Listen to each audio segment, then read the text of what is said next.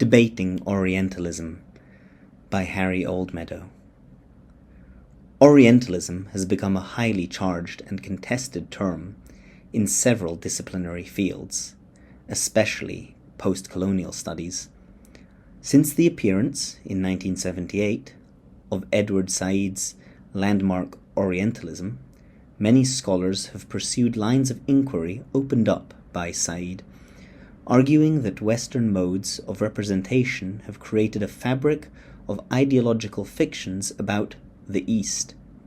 This article argues that many insights of Said notwithstanding, his model of Orientalism presents a distorted and misleading account of the actual historical realities.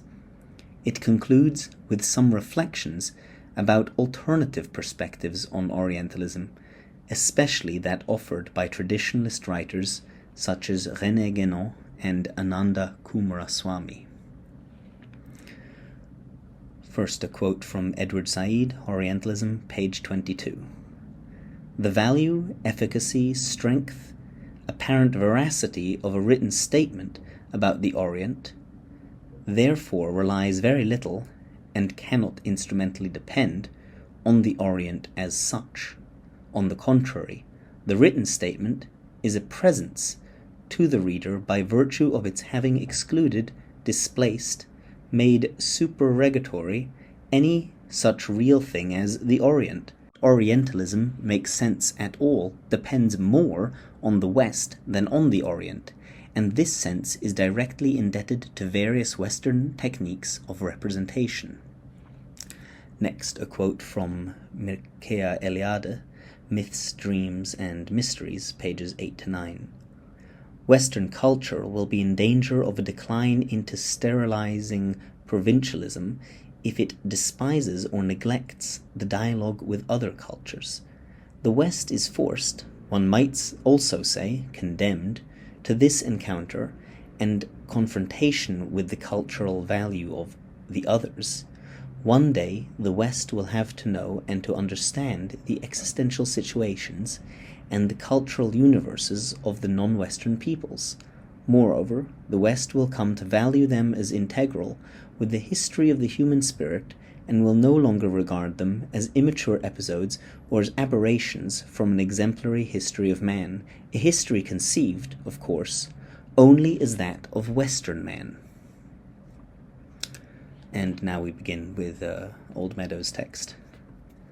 In the early 19th century, Hegel remarked that, without being known too well, India has existed for millennia in the imagination of the Europeans as a wonderland.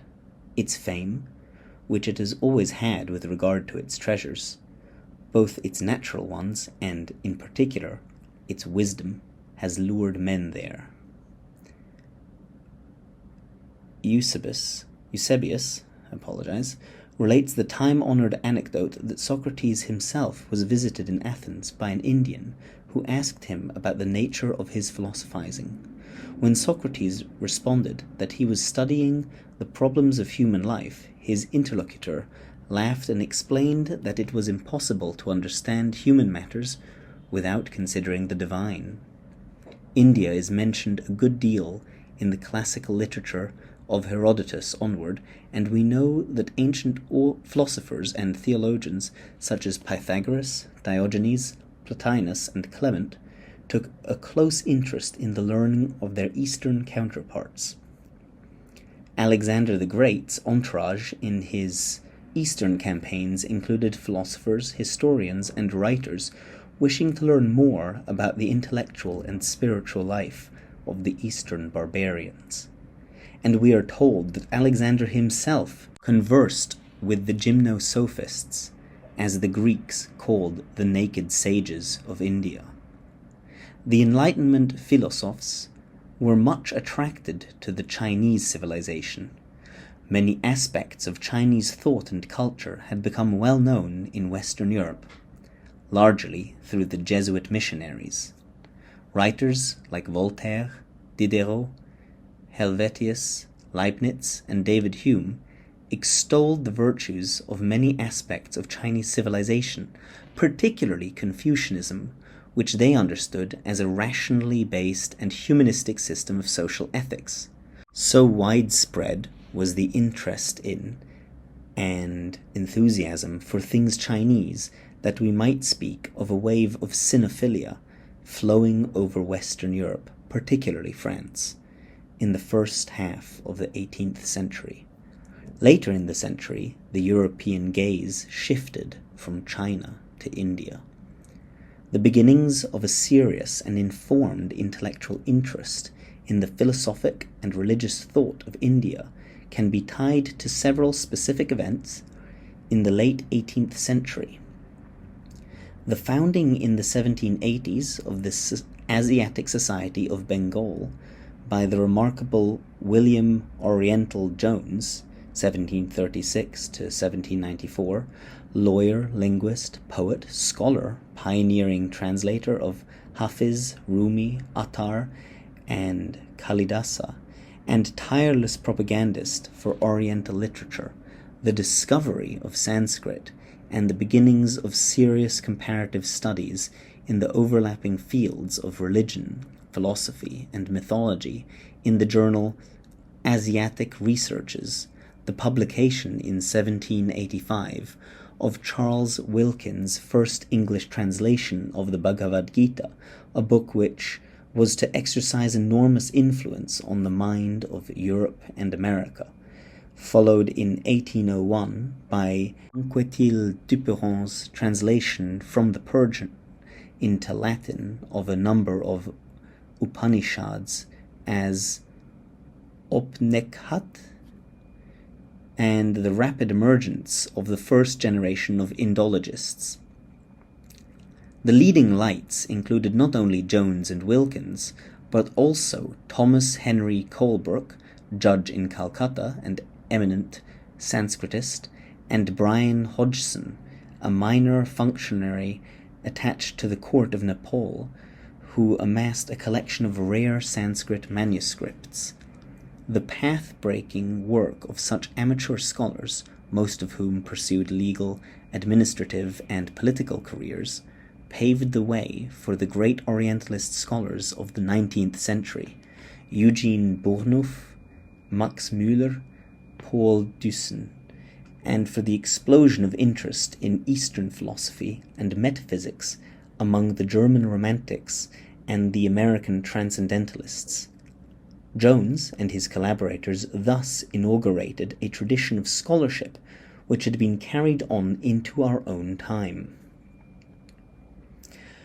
Sarvepalli Radhakrishnan, the eminent Indian philosopher and first president of India, has written of the West's attraction to the glamour of the exotic, and has remarked that the East has ever been a romantic puzzle to the West, the home of adventures like those of the Arabian Nights, the abode of magic, land of heart's desires.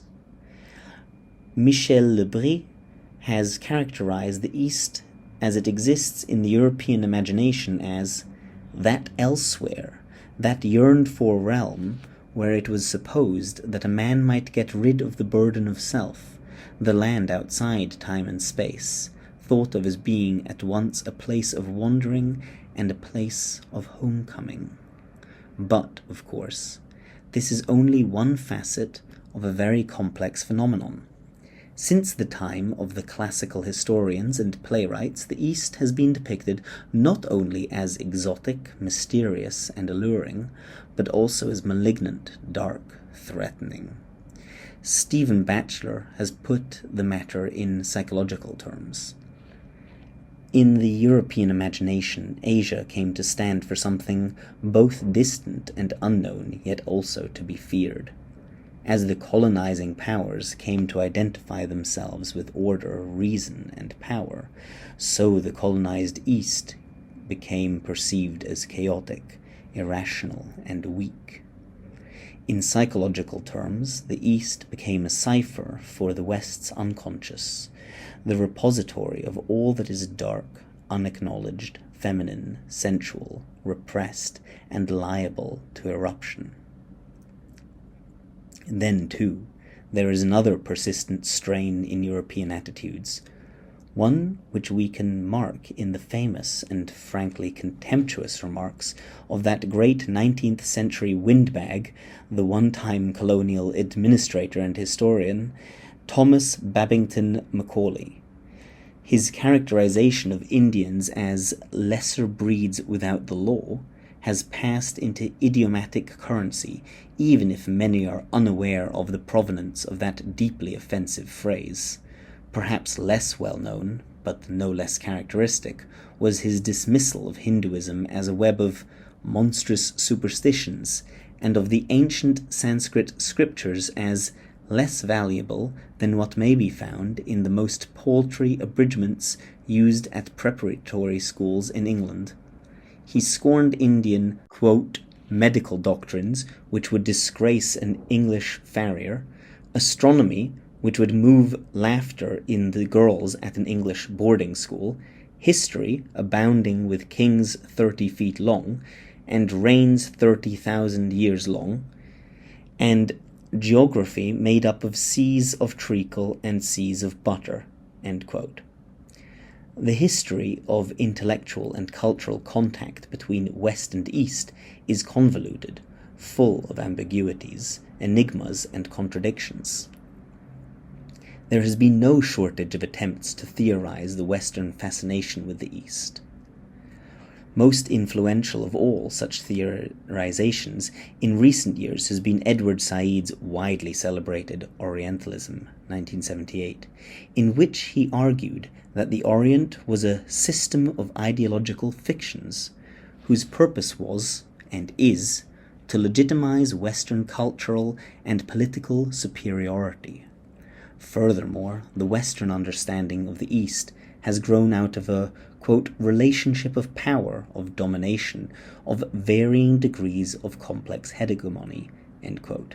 Said's argument, it must be said, is addressed primarily to the European encounter with Islam and with the Middle East, although Said himself extends the case to the Orient in general.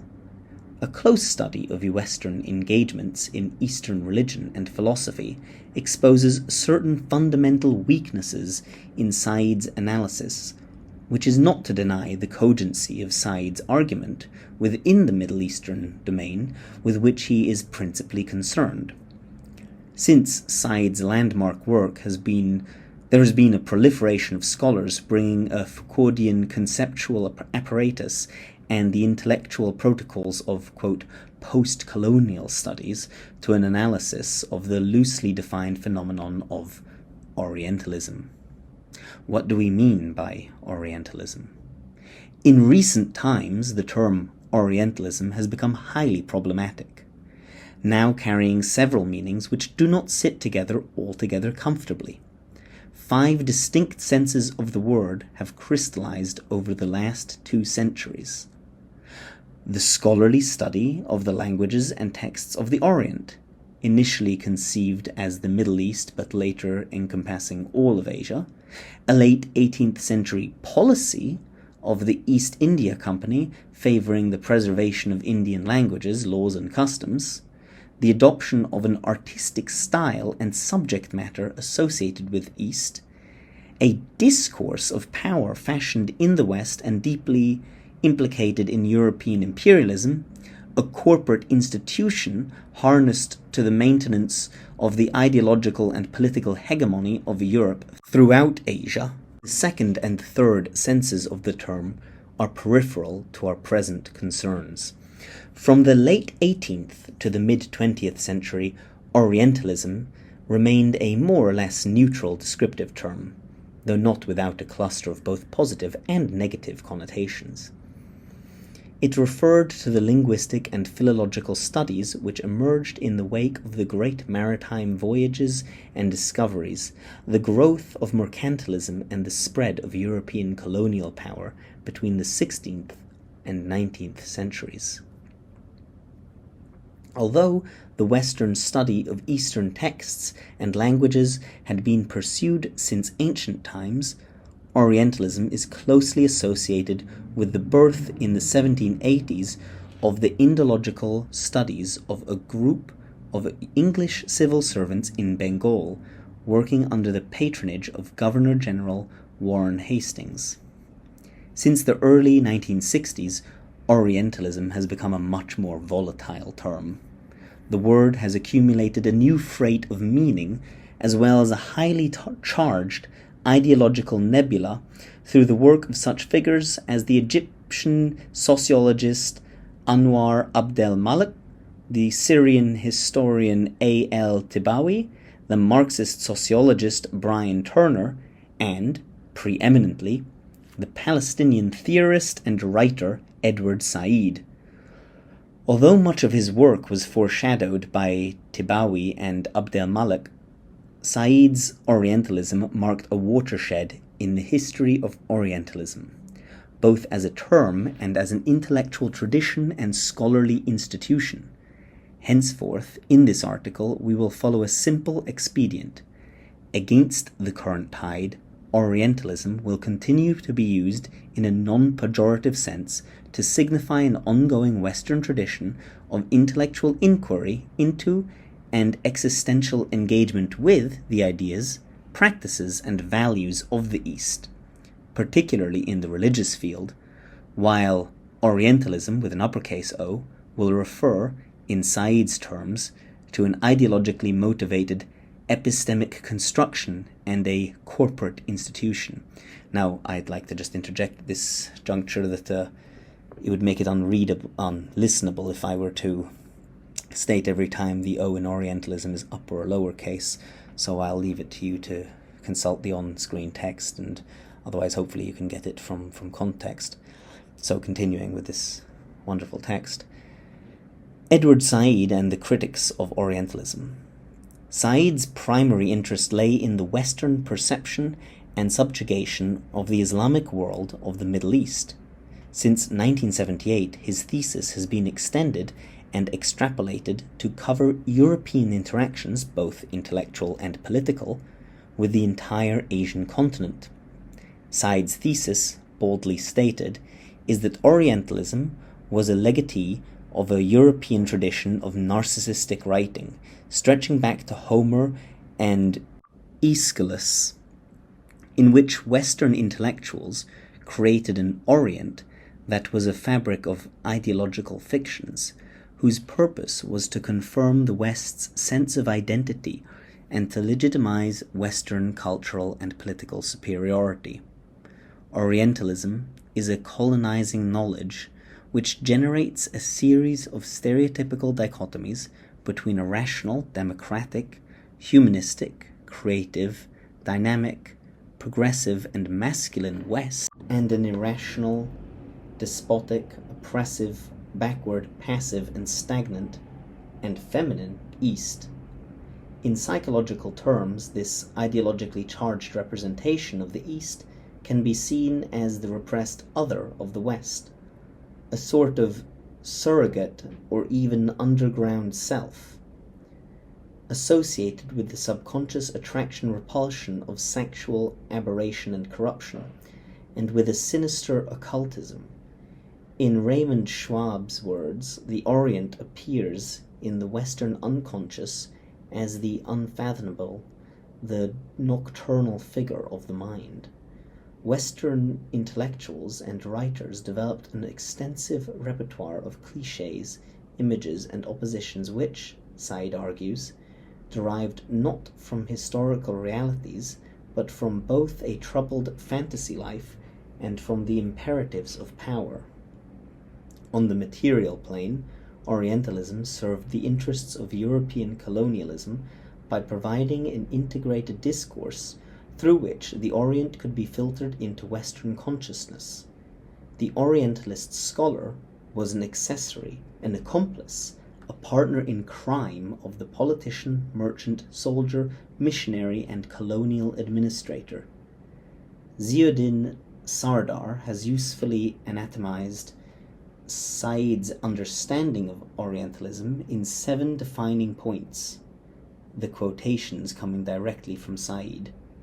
1. The classical tradition of studying a region by means of its languages and writings. Thus, anyone who teaches, researches, or writes about the Orient is an Orientalist. 2.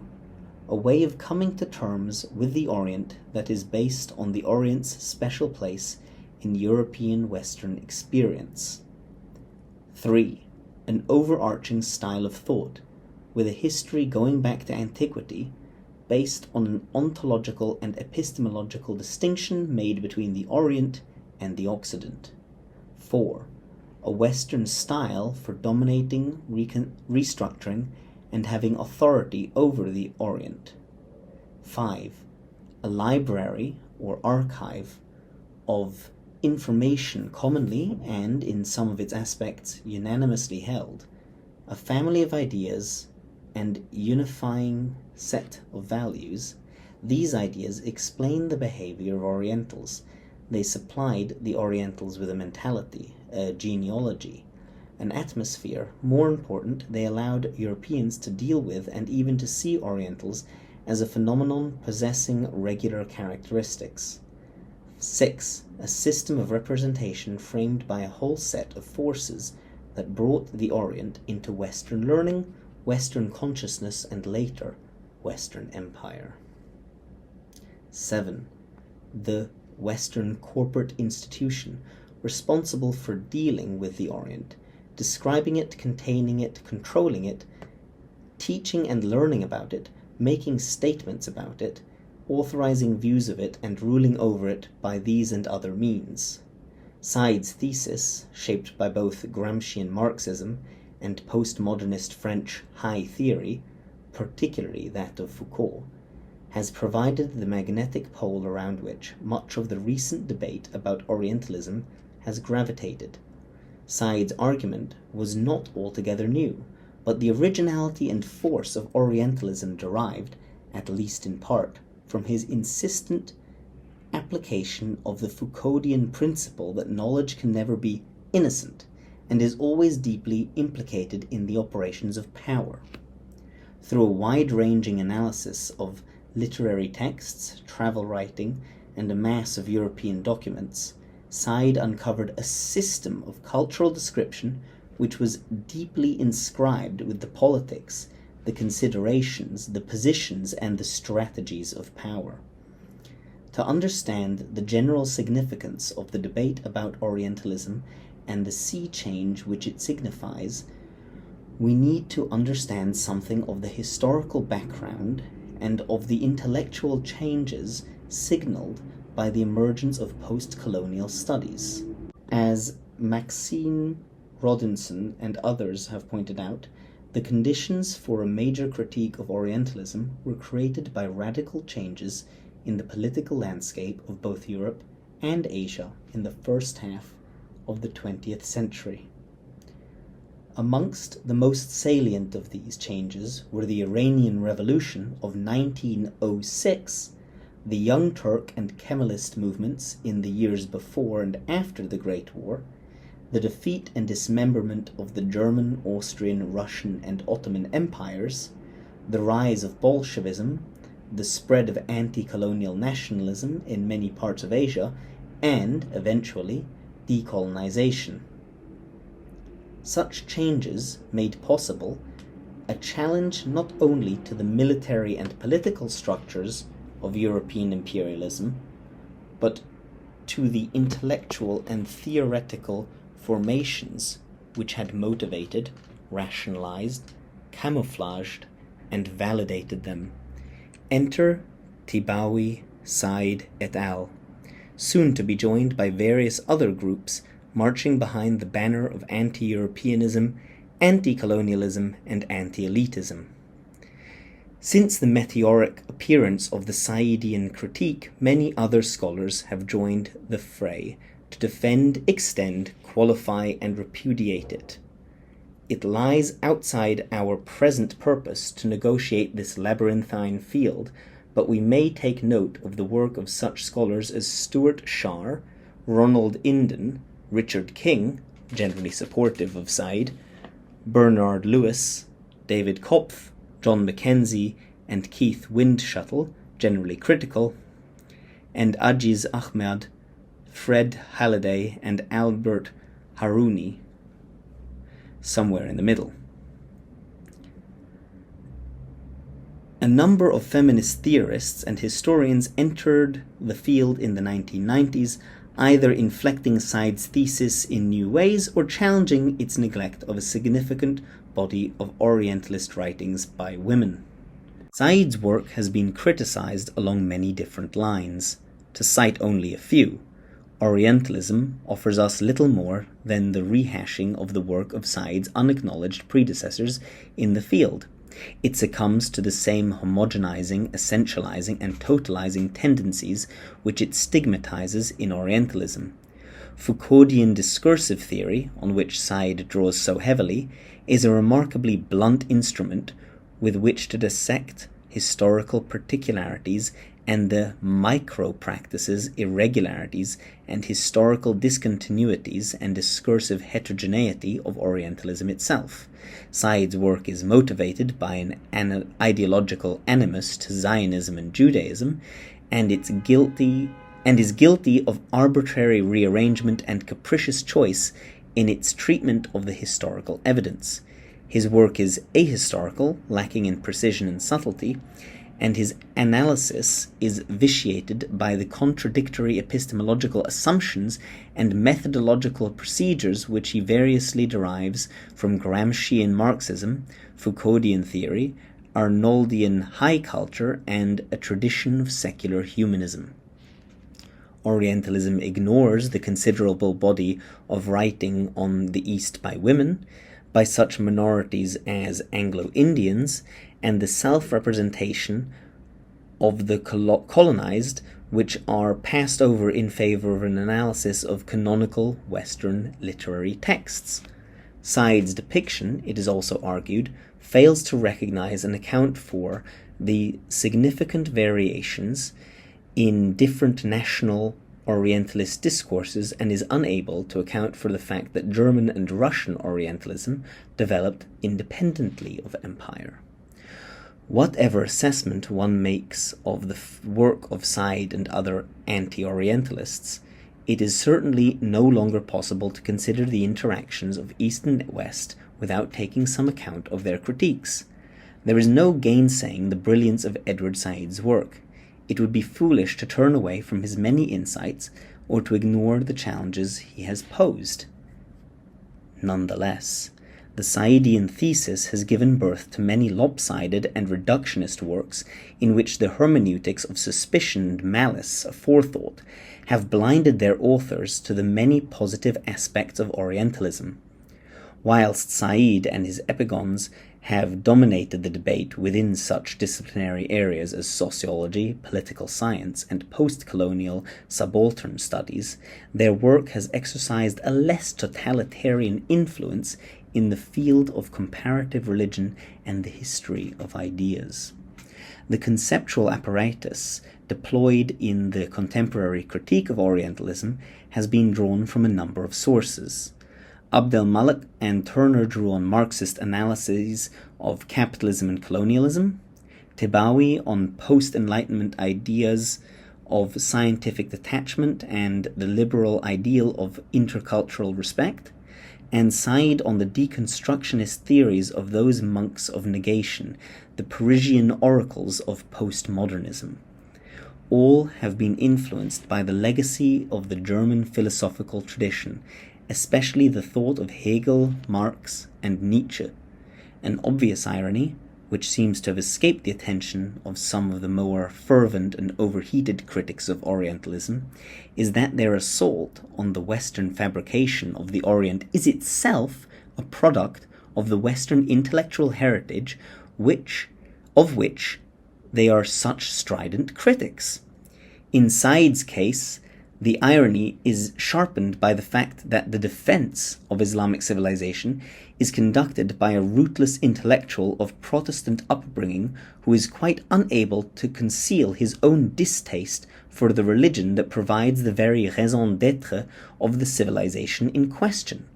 Moreover, his argument is anchored in ideas and values, secular humanism, high culture, which are irredeemably Western and modernistic, and thus quite out of tune with those values that Muslims themselves hold most dear.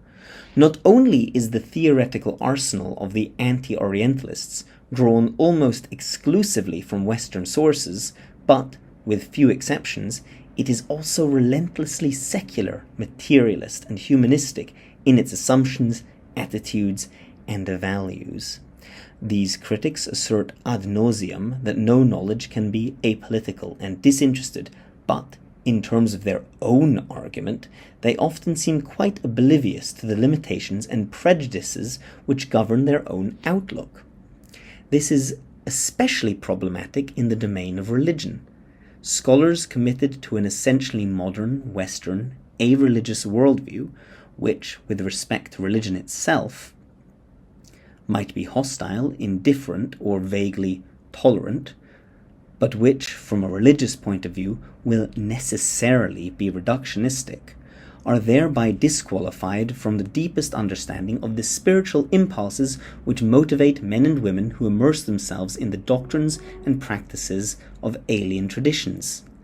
These critics, for the most part, are locked into Salman Rushdie's facile dichotomy of the light of secularism and the darkness of religion. A recent work on Orientalism opens with the following passage. The problem of Orientalism, which makes the dissection and display of its skeletal being a tricky matter, is the very fact of its existence. Because Orientalism exists, we have a world where reality is differently perceived, expressed, and experienced, across a great divide of mutual misunderstanding. To discuss Orientalism, one has to urge people to go beyond this misunderstanding and see what has been made invisible, to distinguish a different outline in a picture that has been distorted by centuries of myopic vision. There is nothing about Orientalism that is neutral or objective. By definition, it is a partial and partisan subject. No one comes to the subject without a background and baggage. The baggage, for many, consists of the assumption that, given its long history, somewhere within and about this subject there is real knowledge about the Orient, and that this knowledge can be used to develop an understanding of the cultures of East and West. The task of this book is to undermine this assumption. While Orientalism is real, it is still, nevertheless, an artificial construction. It is entirely distinct and unattached to the East as understood within and by the East. There is no route map, no itinerary locked within the subject to bridge that divide." End quote. Oscar Wilde quipped of fin de siècle Japanophilia that, in fact, the whole of Japan is a pure invention. The witticism has now lost its zest. The kind of passage just cited, asseverating that the Western understanding of the Orient is nothing more than tissue of mendacious fabrications, is now quite unexceptional. Indeed, it is standard fare in those fields of study now tyrannized by a peculiar mix of French high theory, deterministic materialism, and psychoanalytic theory. In Orientalism, Edward Said cautions that trouble sets in when the guild tradition of Orientalism takes over the scholar who is not vigilant, whose individual consciousness as a scholar is not on guard against idées reçues all too easily handed down in the profession. End quote. This passage is not quite without its unintended ironies, given that for a period of some years the vast majority of scholars dealing with the West's encounter with the East took up the Saidian line. Idées reçues indeed. Let us return for a moment to the characteristic passage from Ziauddin Sardar cited above. These kinds of claims have become so familiar that we need to take a step back to see what preposterous claims are being made. Centuries of tireless Western scholarship, of assiduous intellectual explorations, of meticulous translations and painstaking commentaries, not to mention the direct personal testimonies of Europeans living in Asia, all count for nothing more than an artificial construction which can only generate mutual misunderstanding. A melancholy and somewhat ludicrous spectacle. But wait! After centuries, even millennia of mutual incomprehension, it is now possible, we are told, to erase this monstrous edifice of misunderstanding, to start from zero, and to find new bases for genuine encounters with the people, places, history, ideas, and current existence that is to the east of the West. As if, quite suddenly, there is an entirely new dispensation which will allow us to avoid the follies and misdemeanors of the past. The question of quite how this is to be done is not specified in anything but the vaguest and most platitudinous terms. Rather than the fashionable disparaging of the achievements of many Orientalists of the past, we might incline towards Mircea Eliade's view that, quote, "We have indeed pillaged other cultures. Fortunately, however, there have been other Westerners who have deciphered the languages, preserved the myths, salvaged certain artistic masterpieces. There have always been a few Orientalists, a few philosophers, a few poets striving to safeguard the meaning of certain exotic, extra-European spiritual traditions," end quote. While their work was no doubt often contaminated by mixed motives, and their work sometimes turned to dubious ends, the scholarly enterprise in itself was a noble one, and their heroic labors ought to elicit our admiration and gratitude rather than opprobrium. This is especially the case amongst those writers and researchers who, far from aiding and abetting colonial regimes or reinforcing racist and progressivist ideologies, were inspired by a sense that the East had philosophical, artistic, and spiritual riches which could be shared by a Western world which had lost its religious bearings. In raising these objections to some aspects of the anti-Orientalist critique, I certainly do not want to retreat into the naive view of Orientalism as an unproblematic domain of pure or disinterested scholarship. In point of fact, the connections between Orientalism and imperialism were exposed long before the current rash of critiques. In 1924, for instance, René Guénon, the French writer on traditional metaphysical and cosmological doctrines, and the author of several studies of both Vedanta and Taoism, was excoriating those European Orientalists whose researches had become an instrument in the service of national ambition. It is by no means the case that the recognition of the political and ideological dimensions of Orientalism must derive from the kind of critiques elaborated by Said. Guénon's own outlook could hardly have been further removed from that of Said, for whom traditional is more or less synonymous with backwardness, superstition, and ignorance. Nor should the reflections above be construed in any way as a defense of Western imperialism or a justification of the cultural vandalism which was its inevitable consequence, nor a denial of the acuity of much of Said's work. My argument is with the blanket condemnation of Orientalism as a more or less entirely reprehensible auxiliary of European colonial and cultural hegemony. The role of Orientalism in Western colonialism can hardly be denied, but, in Francesco Gabrielli's words, it has been unjustly exaggerated, generalized, and embittered.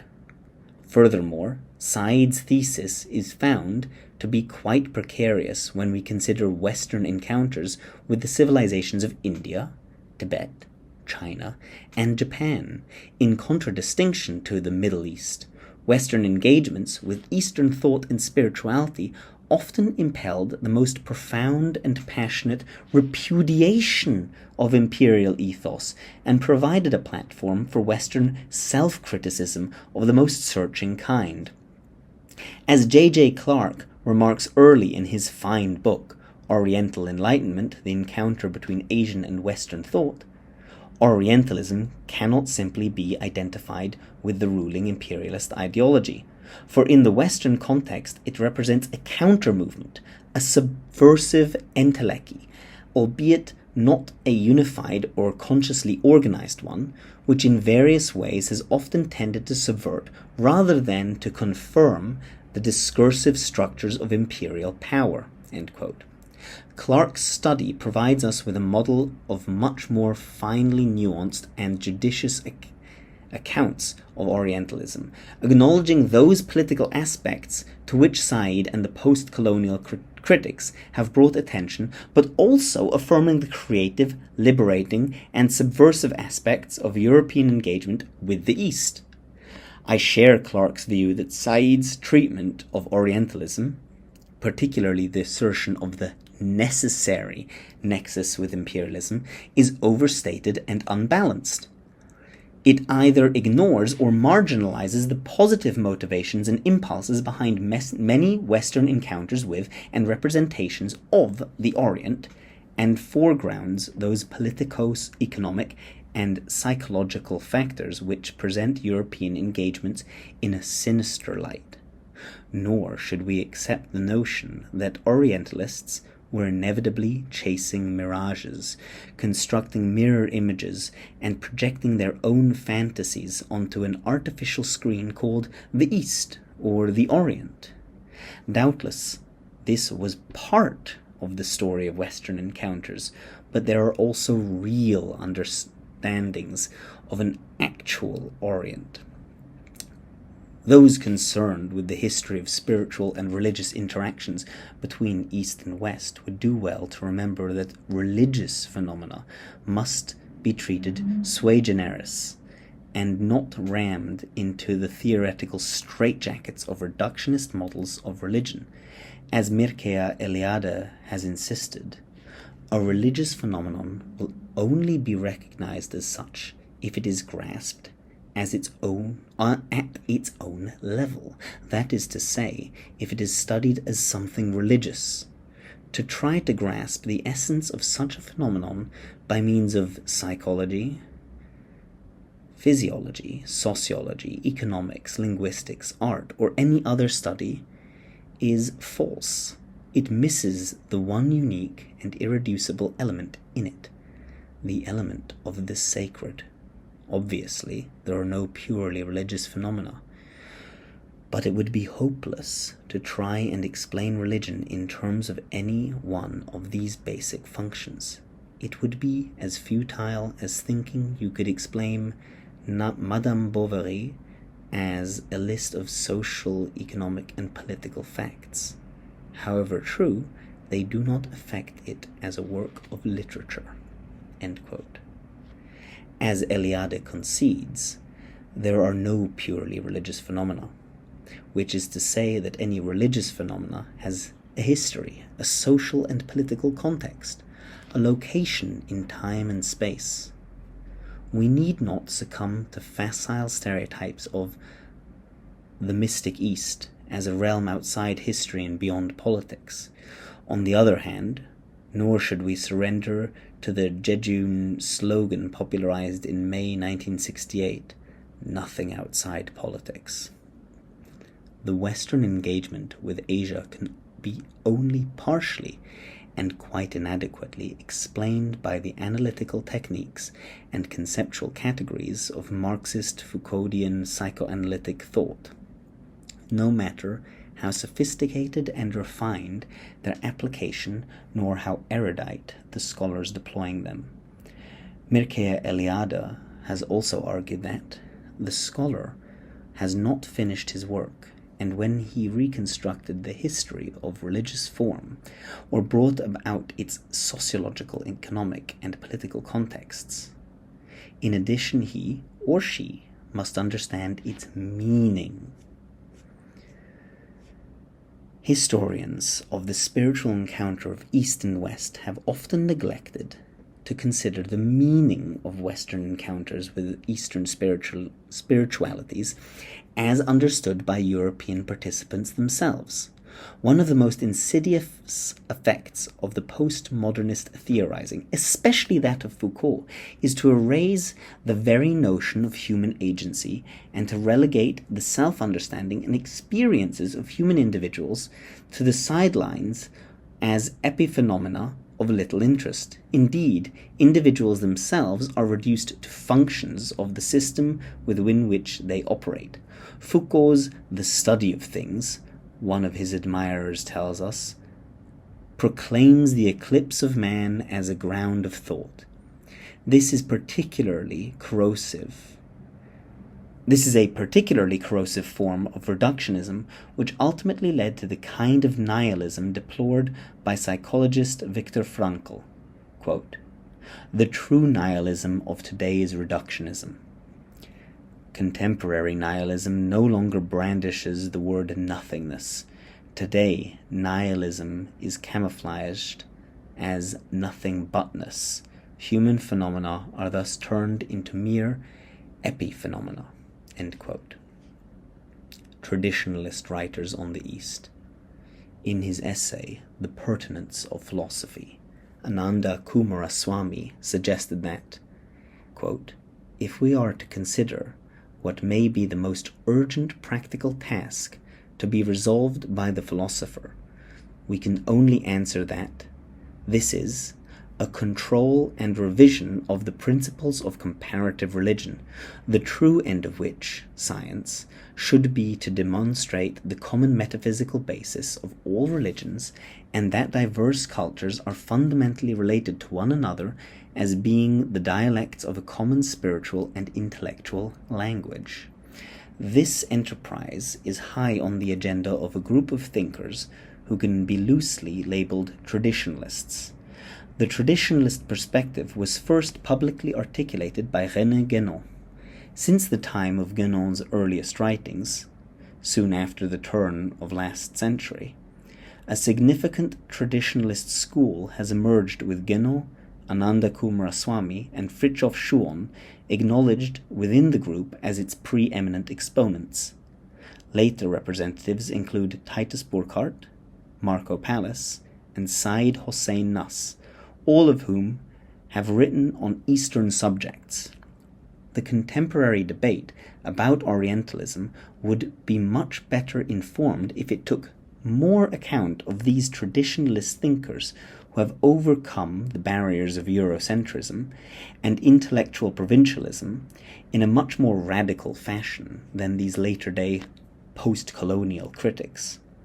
They have done so not by resorting to the current fashionable theories of deracinated European intellectuals, but by their immersion in both the Occidental and Oriental worlds of tradition, using this term as it is understood in the work of René Guénon.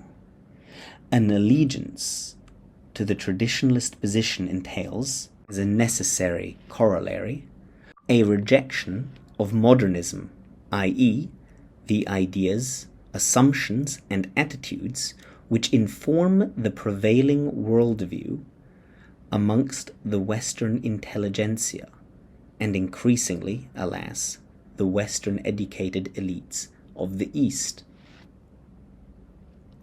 The traditionalists, by definition, are committed to the explication of the philosophia perennis, which lies at the heart of the diverse religions and behind the manifold forms of the world's different traditions. The philosophia perennis discloses an axiology, a set of first principles, a universally intelligible language, and a common universe of discourse, which provides the basis on which the most meaningful meeting of religious traditions may take place. At the same time, the point is crucial, the traditionalists are dedicated to the preservation and illumination of the traditional forms which give each religion its raison d'être and guarantee its formal integrity and, by the same token, ensure its spiritual efficacy. This outlook, based on the wisdom of the ages, is radically at odds with the ethos of modern Western scholarship. The fact that the work of the traditionalists has been largely ignored in Western academia is a sad commentary on a contemporary outlook which prides itself on openness and respect for plurality, but which, in fact, is remarkably insular. In the field of study with which we are concerned, how else are we to account for the neglect of works as compelling as Guénon's East and West and Man and His Becoming According to the Vedanta, or Fridtjof Schuon's Language of the Self and In the Tracks of Buddhism? As Said Hossein Nas has observed, one of the remarkable aspects of the intellectual life of this century is precisely the neglect of the traditional point of view in circles whose official function is to be concerned with questions of an intellectual order. Under the view championed by Guénon, Schuon, and Nas and others, traditional worlds of East and West have much more in common than either has with the modern West. Traditional civilizations are essentially religious. Culture is the outward expression of religion and its application in all aspects of life, in T.S. Eliot's phrase, the incarnation of religion. By contrast, modernity defines itself by its irreligious temper and by its attachment to a rationalistic and materialistic science. At the heart of all religious traditions is a metaphysical wisdom which is always the same despite the variegations in its outward vestments, while the modern worldview is essentially little more than a negation of the traditional outlook, fueled by an ignorance of metaphysical principles and by the disavowal of religious forms. The most profound of divisions, therefore, is not between geographically differentiated areas, but between traditional societies on one side, all previous cultures everywhere, and those of modernity on the other, post-medieval Western Europe and its extensions elsewhere in the world. As Coomaraswamy so acutely remarked, quote, "East and West imports a cultural rather than a geographical antithesis, an opposition of the traditional or ordinary way of life that survives in the East to the modern and irregular way of life that now prevails in the West. It is because such an opposition could not have been felt before the Renaissance that we say that the problem is one that presents itself only accidentally in terms of geography. It is one of times much more than places." End quote. René Guénon made the same point when he stated that, quote, "The outstanding difference between the East and West, which really means, in this case, the modern West, the only difference that is really essential, for all others are derivative, is on the one side the preservation of tradition, with all that this implies, and on the other side the forgetting and loss of this same tradition. On the one side the maintaining of metaphysical knowledge, on the other complete ignorance of all connected with this realm." If you value my work, I'd be most grateful if you would like, subscribe, leave a comment, and share this video with anyone you think might be interested.